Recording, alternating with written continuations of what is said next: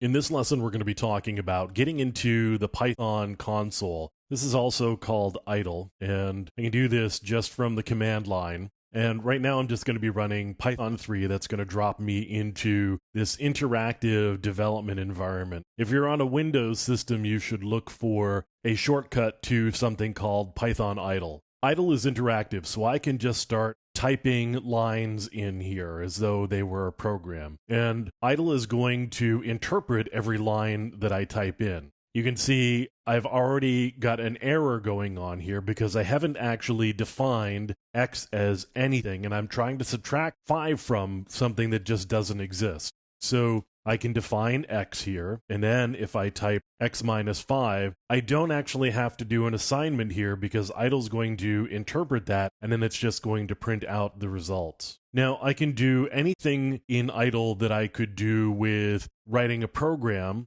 I could even do creating a subroutine, for example. And I could say return 5 plus 14, and now I can call sub r, and it's going to print out 19. So idle gives me the ability to actually test out different syntax and different program structures that I want to play around with just to see how they're going to behave. I can see what results I'm going to get without actually having to take the time to write up a program. Not that it takes a long time to do that, but I don't have to get in, create a program, get back out, run it again. If I just want to do something really quick and dirty, I can go into idle, type a couple of lines of code, and see what the results actually are.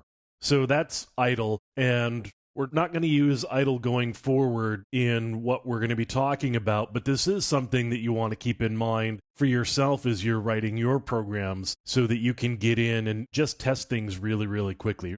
Going forward, we're actually going to be writing programs and executing those programs as complete programs rather than just as little fragments or just chunks of program code.